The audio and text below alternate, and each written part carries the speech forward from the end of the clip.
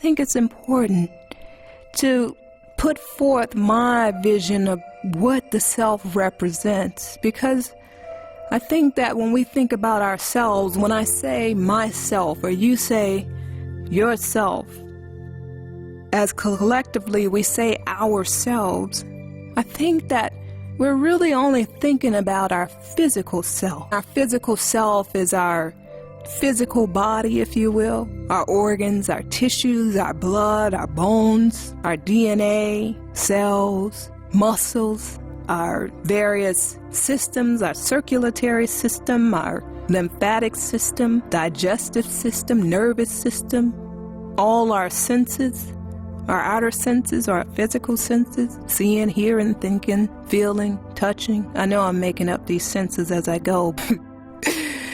Anyway, when we talk about myself, we usually are really only talking about the physical self. I want to put forth that the self is a lot bigger than that. It is the physical self. That's one piece of it, but there's 3 other components to that. There's the emotional self, there's the mental self, and there is the spiritual self. And I just want to talk briefly about my understanding of those different aspects. I've already described the physical self, and we're all very much familiar with the physical self. And then there's the mental self, our thoughts, the way our thoughts are shaped, what we focus on, what we put our attention on, our consciousness, if you will. And where does that live? Where does our mental self live? Well, I can't be for certain. Scientists have different explanations. There's this whole scientific explanation for our mental self. I usually visualize it as just a layer around my physical body, a layer that's mainly concentrated around my head and above. So in my view, it's a layer of consciousness that surrounds me. It is a layer of my beliefs that shape my thinking. A belief is a thought that's been thought over and over and over and over and over again until it has become internalized. And as it becomes internalized, it becomes a belief.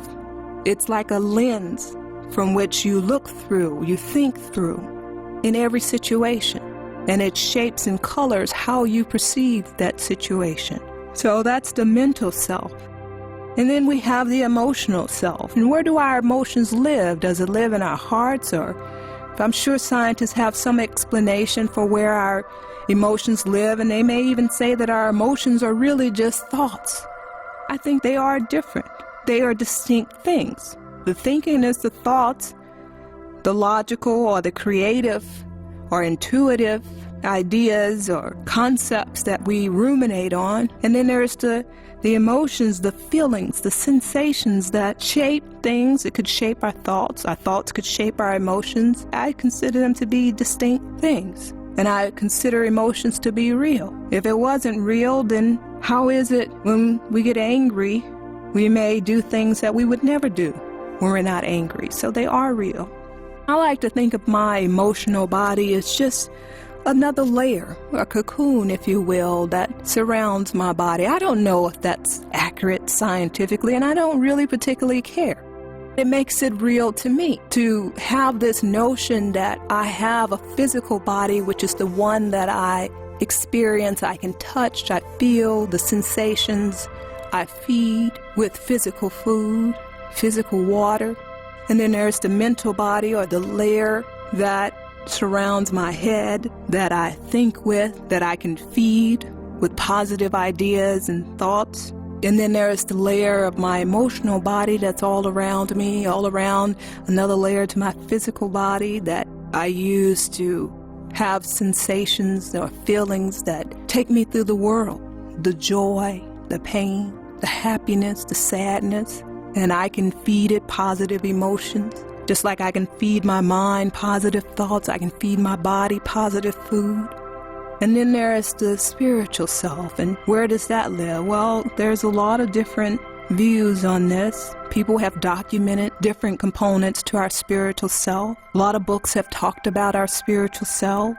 I think of it as a couple things. I think of it as my connection to divinity, As I understand divinity, my belief about my relationship with divinity and the other spiritual beings that I believe exist, the spiritual community, if you will, the universe, the stars, the planets, that is part of my view on my spiritual self. It's my connection to what I perceive to be divinity and all that it represents. My spiritual self is also the energetic systems surrounding my physical body. And in my physical body, scientists have documented that we are energy beings. We're formed of atoms, and an atom is, as we've learned in chemistry and basic science, is elements composed of protons and neutrons and electrons, and they're vibrating and they're in motion. Similarly, we have energetic systems about us. Some people have captured them as auras. Some people work with them as chakras and meridians and reflexology points and acupressure points and acupuncture points. And there's a whole systems dealing with the spiritual body. And I also believe that our spiritual body is a reflection of our collective physical state and mental state and emotional state. In addition to my connection with divinity and the energy systems that I believe comprises my spiritual self comprises my purpose, my divine purpose, or my mission in life.